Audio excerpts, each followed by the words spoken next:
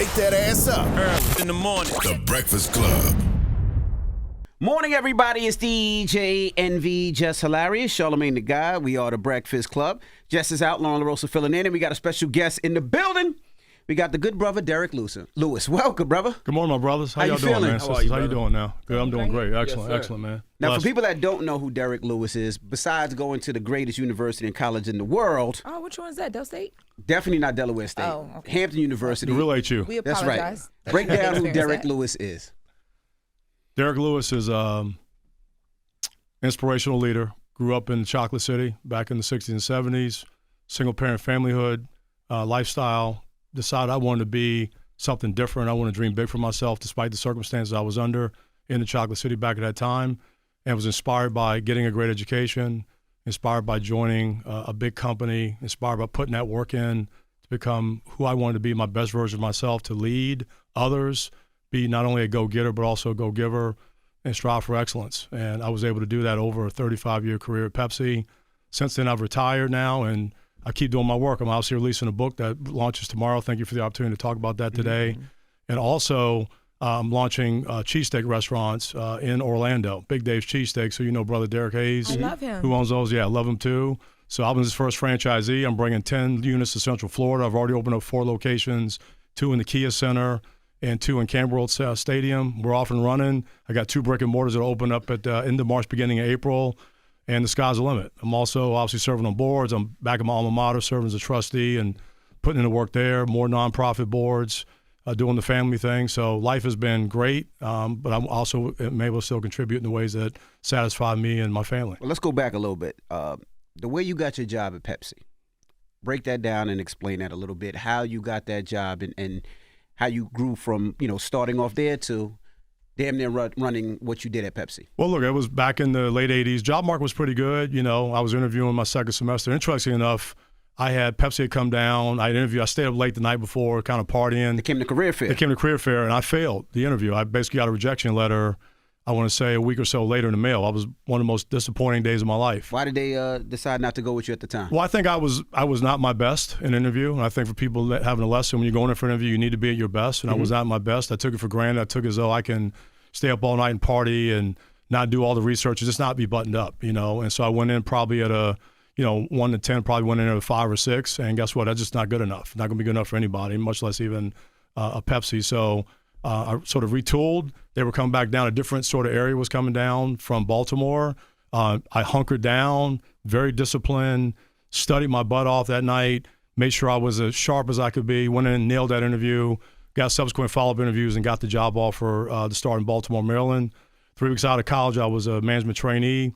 Got out the car, going into my first day of the office, and prayed to God and said, God, I'd like for this to be the first day of my next 40 years. Because at the time, you think you're going to retire when you're 62, mid-60s, whatever.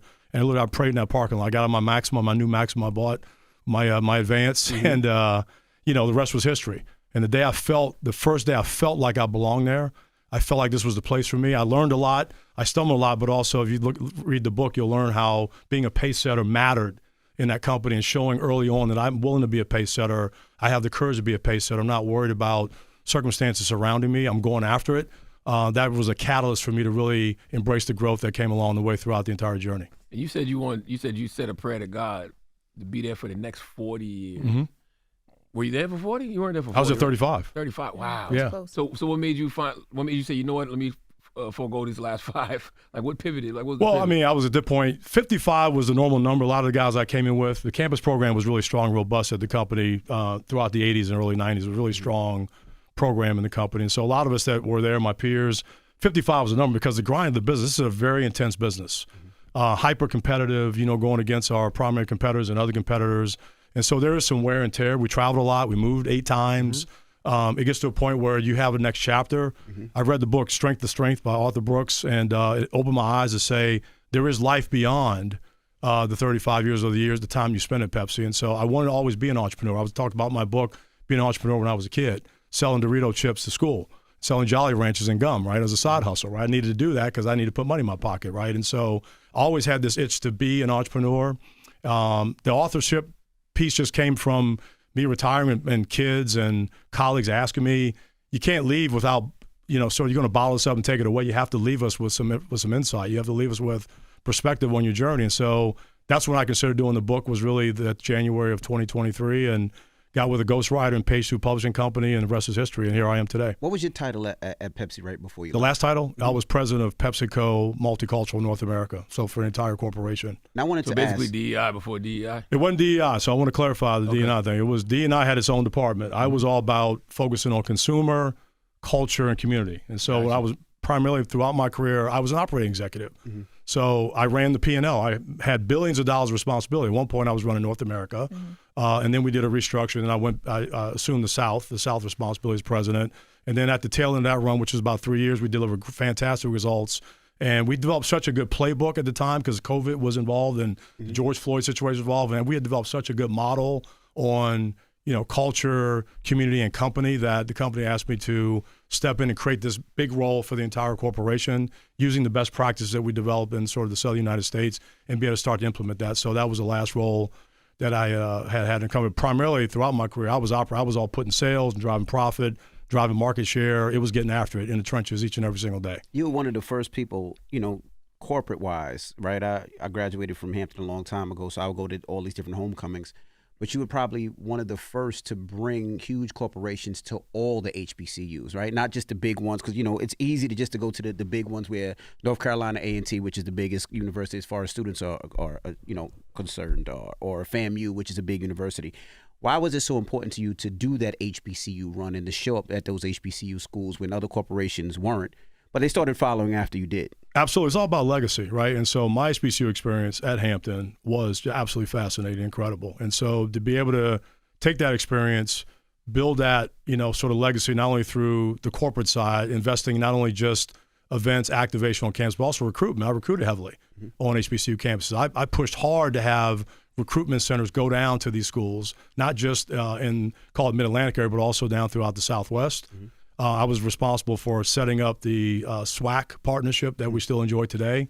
That has been now a long-term partnership and agreement based on the schools that are in SWAC. Great schools, great campuses. Certainly the activation mainly revolves around sports, but I took that and extended that to recruitment and also community effort, right? And so me, it's a whole sort of end-to-end proposition, not just about the parties and the social side. It's also about jobs.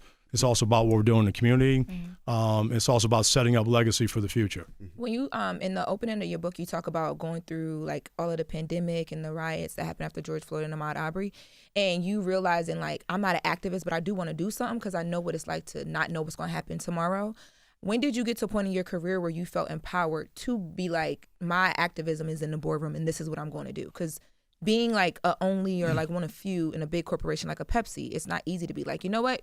Y'all listen to me, this is what we need to do, this is how we should get back, this is how we should help. That's a great question. I think mid-career, I felt that responsibility now because I was starting to really move up in the organization and there weren't many people at the top. And so a lot of the younger associates looked for me for guidance, direction. And so I just started creating networks across. I moved around a lot. So, when I ended up in the West Coast, we would be at a national meeting and it would not be uncommon for me to call all the Black associates to a hospitality event at the end of the night, and we would have like 100 people in a suite. I just go rent a suite, go and get everybody together, and just talk to them about their journey, what's going on, how I see the future of the company. I'm a historian of the culture at Pepsi, going back to the 40s. I had a relationship with Alan McKellar Jr. He was the first person hired in corporate America as an intern in 1942, along with Jeanette Mount. She went to Hampton.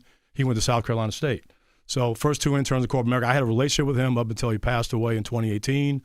I spoke at his homegoing service, which I was very honored to do. A lot of his family didn't even know the impact he had, not only just the company, but in corporate America. And so you got to think for generation after generation, the legacy of impact and evolution of the movement from the 40s to the 50s to the civil rights era. You started seeing more and more investment in advertising the company did, leaning in heavily. Wasn't all received well because there was a lot of tension back then. And you get to the 80s and you saw the Michael Jackson endorsement. That was obviously a big breakthrough for pop culture, and the company really saying entertainment, music matters to us. The African American cohort is a priority cohort.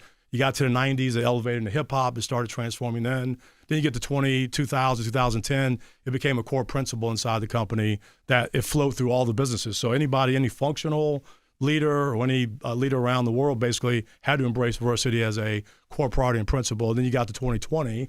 I was right in the middle of all that because I was the top, executive at the time to really sort of lead that and guide that, ensuring that, one, I'm looking after the company, I'm also looking after the associates, I'm also looking after the community, right? And that takes a hell of a lot of courage because at the own time I'm worried. I have my own concerns in my own life about what's happening. But at the time when someone leadership is needed, it was time for me to step in and step up. And I did that. I did it honorably and gracefully, humbly, and I was excited to do that. I was excited the company gave me the platform to do that, and I think it turned out very, very well for everybody. Question: Did Michael Jackson, I guess you would call it a controversy, when he got his head set on fire while filming the commercial, did that hurt or help Pepsi? I don't know if it did one or the other. It certainly brought a lot of attention. Brought a lot of attention. And sometimes, when you get attention, that's really what matters. But I can think about all the iconic commercials and media that he did. When I think about, Choice for New Generation, Pepsi Generation, I think about him a lot with that. And so that's what resonates for me. That incident, while it does get talked about, I don't think certainly overshadowed the brilliance and sort of the scale of his awareness and what he brought to the company and to one of obviously our biggest brand at the time. The reason I asked is random as hell. That's why when you brought it up, I was like, damn, me and my guy Glasses from Malone, we were having this discussion.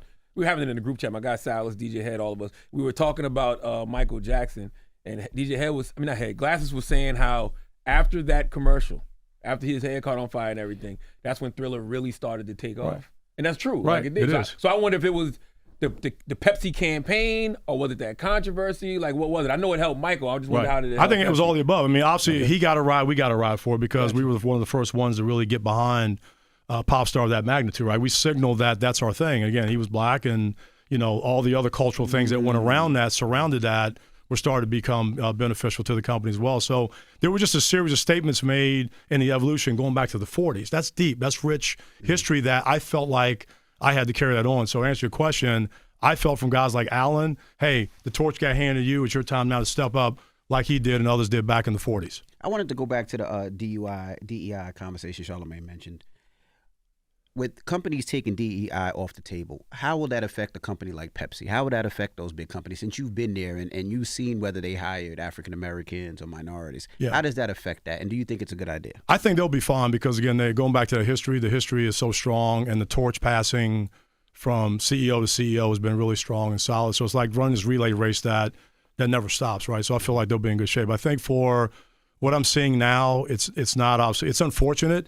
But at the same time, as I talk about in my book a lot, it's an opportunity, right? So while there, looks appear to be a setback, there's times for now leaders, companies, cultures to step up to the plate. Mm-hmm. I do think it's weak that when, there's bandwagoning and this student body left, student body right, I think all the knee-jerk reactions I think is not good. It's not healthy. I think it's not the ideal leadership you need now in this era of time. So I do think that while companies are pulling back, they've, in my mind, haven't articulated what they're doing with that, right? So, yes, I agree that DEI playbook needs to have evolved. I think it was dated. I think the circumstances in the 60s, 70s are very different than the circumstances now. Back then, we obviously had, extreme tension, unlawful things happening, social norms were accelerating very rapidly and different. We're in a different era now. Not that those things still don't exist, but not certainly at the intensity level they did back in the 60s, 70s. So this agenda should have evolved from where it is. It's a 60-year-old playbook. Mm-hmm. This playbook needs to be more comprehensive. So it needs to account for the greater good because that's how the world is moving now.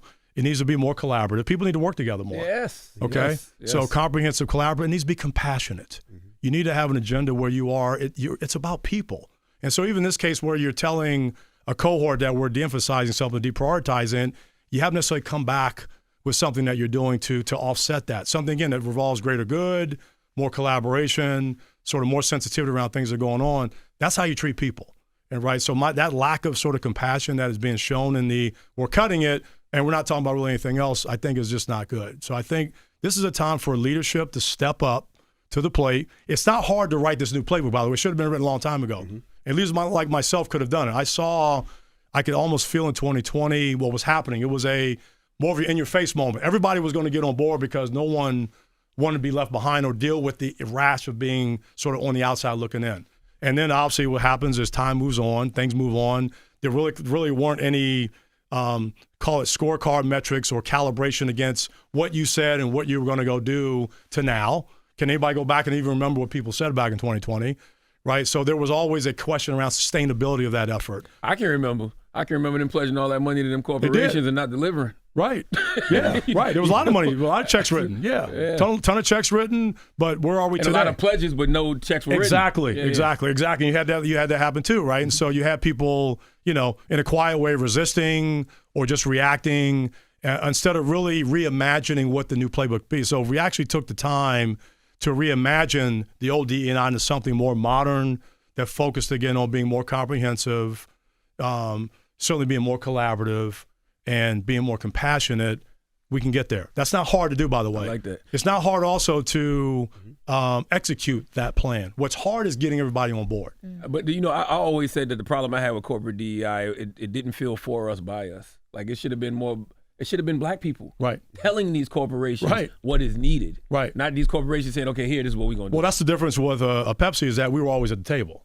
Throughout the history of time, whether it was a black sales force back in the 40s or up until modern era, I was at the table when these programs were being developed and had a point of view and had perspective. And I give all the cities credit to all the CEOs who listened, who adapted, who empowered the executives to take charge. And I would do the same thing. I would ask the employees, instead of putting your head down with all this, now you're empowered to do something about it.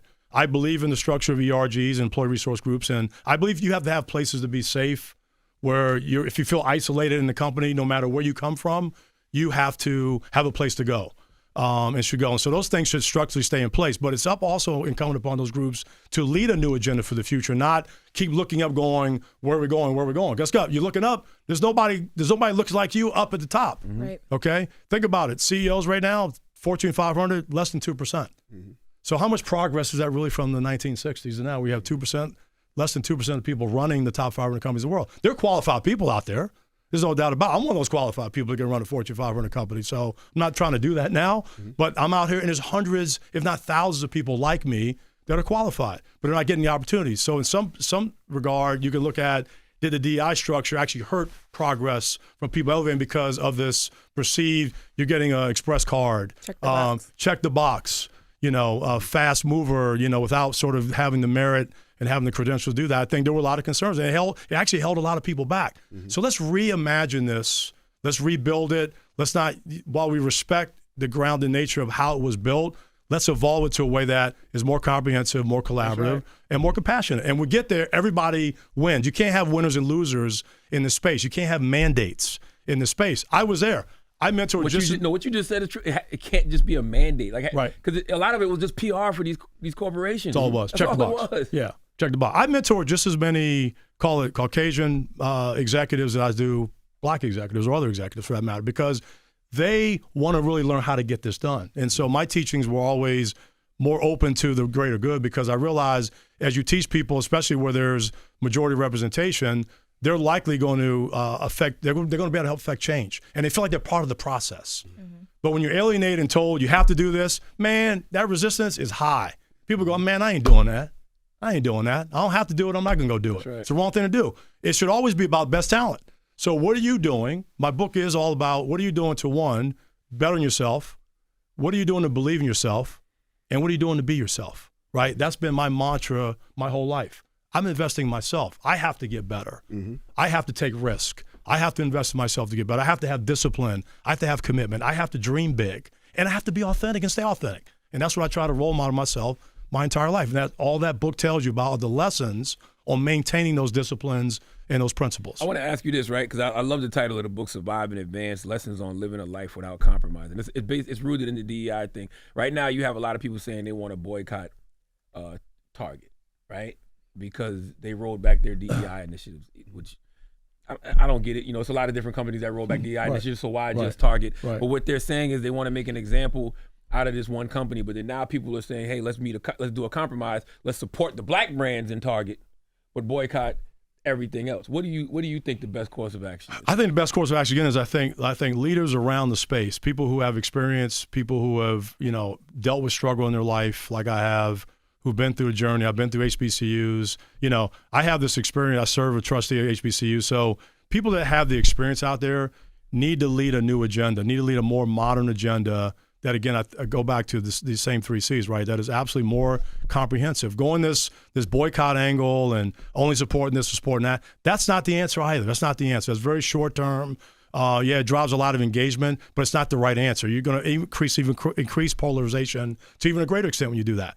Our time is now to look at this as a positive in terms of change and creating new change for the culture and do it in the right way that's going to create sustainment. Doing these sort of side hustles and taking these tactics that are abrupt, abrasive, temporary, don't solve the long-term problems. I'm into solving the long-term problem. Let's solve the long-term problem. Let's get leaders together with the corporation and say, hey, we want to take a different cut at this. Looking at all your cohorts, looking at all the people that matter, looking at all the things that you're going to do, look at the money you spent before, and giving you opportunities and ideas on how to spend that money a little bit differently, maybe, to create programs that everybody can win, to create programs where everybody's working together. Our uniqueness is the one thing that we actually all have in common. Our uniqueness is the one that everybody brings that to the table. If we use that to our advantage, the teamwork will be unparalleled in this entire country. But instead, we look at it only on the basis of really gender and race. That's how we sort of measure uniqueness, really. We need to look at it across the spectrum. Everybody has different lived experiences. Everybody has different backgrounds. Everybody thinks differently. We need to celebrate that in a very different way where everybody at the table is being represented.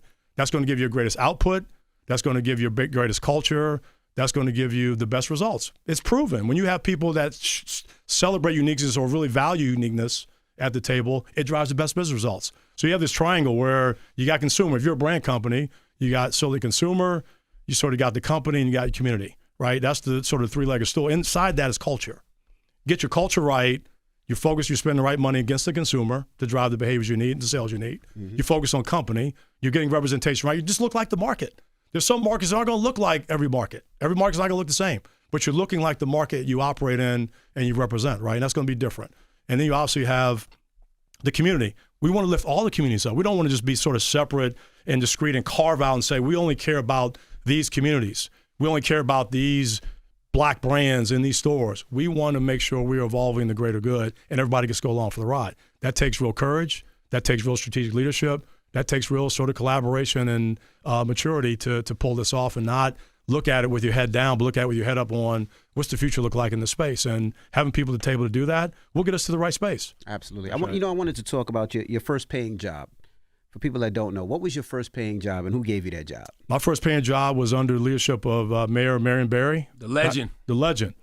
My daddy was in rehab with Marion Barry. Was he? Jesus. Back in the day in South Carolina. Okay. Marion Barry was. He wasn't going there with it, but I respect Marion. I respect Barry. him. That man overcame on so many struggles. Mad respect. That guy is a legend for the DC culture. Legend.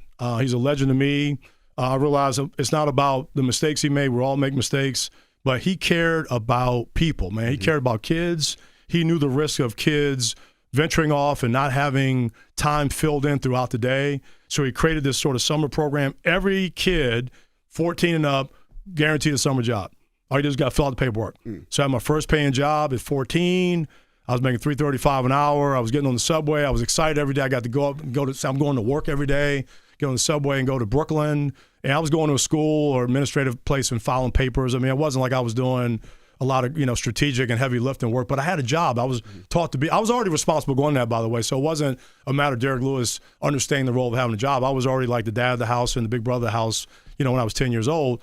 But this was important to me now because it really defined and started elevating the sort of professional lens. You're going to be working with other people. You're going to be working for people. This isn't just a side hustle. You cutting grass, washing cars, cleaning houses, selling Doritos at school like you were. This is now a professional job and sort of really shaped my mindset around what I wanted to go do. I thought I was going to be a government worker up until I went to Hampton. And then obviously I was able to dream bigger when I got to school saying, all these companies come down here and they offer these kind of monies. And because all my family was government jobs, right? So I thought that was my path. I dreamt I was going to one day make $100,000, live in a single family home and be a happy guy. And that was at my age now. Guess what? Life took a very different circumstance. God had my back.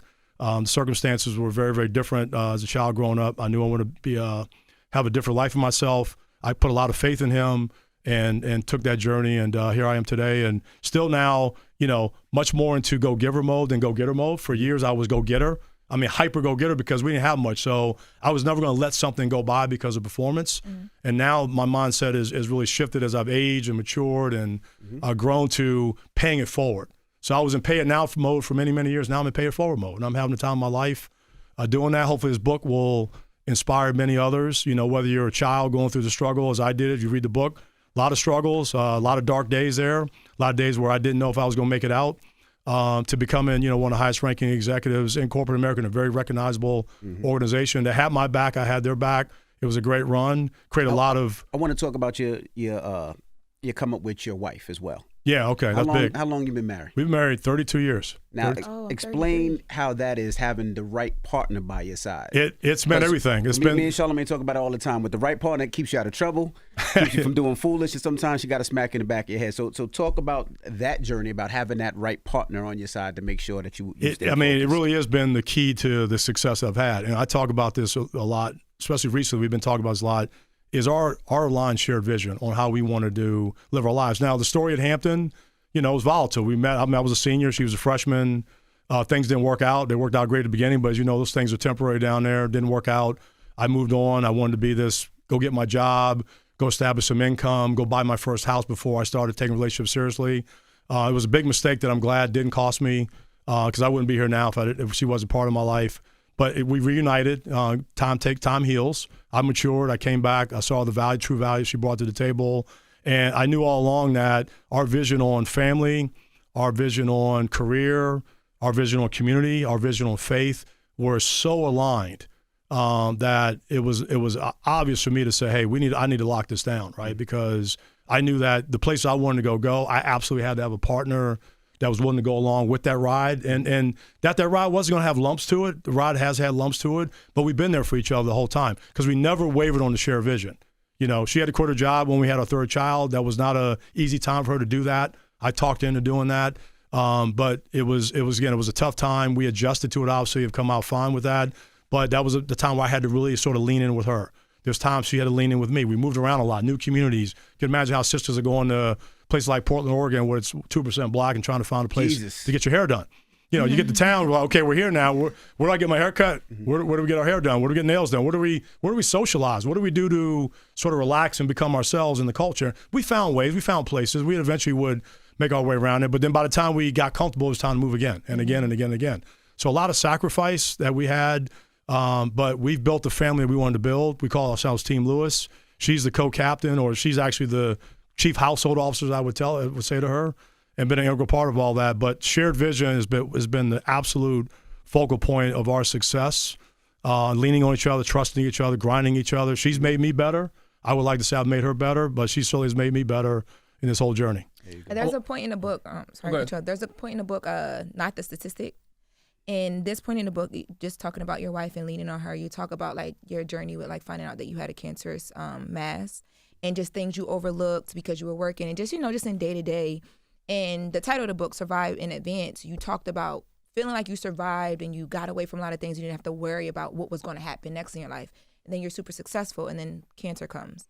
And your wife is there and your family is there. Like, can you talk to me about like what that journey was like for you? Yeah. In the face of it, you're still, I see you kind of get emotional right now. Yeah, and that was a tough time, right? I mean, I'm retired now. I'm playing a lot of golf and I'm having the time of my life. And then I started seeing blood in my stool. And again, sloppy for me, undisciplined for me. I had never had a colonoscopy, you know. And so here I am, 56, and every year I go get my executive physical, check in the box, and doctor's like, hey, Derrick, you're over 50 now. It's time to get your colonoscopy. I'm like, I got you. But I'm going back to the grind. I'm focusing on people. I'm focusing on my job. Were you scared to go? Or? I wasn't scared. I just ignored it. I deprioritized it. I made it feel like my executive physical was good. I'm feeling good. The boxes were checked. You said you had all the best doctors. Yeah, your cognitive skills were good. Your motor skills are the highest they've ever been. You know, your blood comes back fine. You're good. So I'm like, I'm good, man. I got to get back to the grind. And I ignored it. It was a terrible, terrible decision. And I don't want anybody out there that is 50 or over and has not had a colonoscopy. Now, as a matter of fact, you start getting younger 40, now, starting to get a lot 40, younger. Yeah, I think it went down to 45, I believe. Depending on your family history. A lot of it has to do with your family history, but the earlier the better. So there's no such thing as an early start with checking out yourself in that regard. And so it was a terrible decision. It would have cost me my life. Damn. Would have cost my life. But the beauty came out of all my relationships. We sat in the car. This was the story. I found I had the tumor. We got in the car and we're looking for, like, basically the doctor was basically very stoic. It's like, hey, you have cancer, it's a cancerous tumor. I suggest that you look into an oncologist now. You may need surgery, you may need radiation. Here's a recommendation we give you. The guys are down the street. You can pop in there. Here's your paperwork. I hope to see you a year from now. That was really the conversation. Jesus. That's how it is. So we get out of there and we go walk down the block to go see the guy because obviously like, hey, I need to set something up. My urgency is high right now and it's closed. Okay, it's like 3 o'clock closed. So we get in the car and I can feel that moment where like it's silence for like a minute or two, trying to collect everything, collect ourselves. Like what's going on here? And so I thought, call a friend. I had a friend, phone a friend who I know had gone through cancer. And boy, she bailed me out. And by that time, 3 or 4 hours later, I was on the phone with the chief medical officer of the Advent Health Network, my eventual surgeon, and oncologist, all within hours to talk about my problem, get them the paperwork. They did an early diagnosis over the phone. It said, hey, it's serious, but it's not like we can fix this. So you need to have the faith. We got you. Yeah. We got your back. And so I never got scared. I never had that moment where I'm like, okay, is this a 6-month thing? Am I on the clock now? Like really, am I on the clock? Because I had so much in front of me. God has sent me a lot of signals about what I was going to do in my next chapter. And I feel like you're not going to show me all to take that away from me. But this is a chance to reset your life, reset your health, prioritize your health the way your health needs to be prioritized because I didn't prioritize it the way I needed to. And I would tell everybody, make sure your health is the number one thing. If you can't be the best version of yourself, you can't be there for everybody else. That's right. So how in the hell can I'm a hypocrite. I'm out there saying I'm out here for everybody, but I'm not here for myself. And so self-care is really elevated in my life in a big, big way. And obviously the health part of that, not only the physical part, but the mental part and emotional part. Very important for me now. And it's given me the foundation now to do things I actually haven't done before in many, many years. So, but my wife was fully behind me. She took it actually harder than I did. We talked about that a lot. She's like, Derrick, I'm going through this too. When I would get short with her, I'd say, hey, it's okay. Try not to make it a big deal. But it was a big deal. It needed to be talked about. But she was a rock of strength for me in ways that I'll never, ever forget.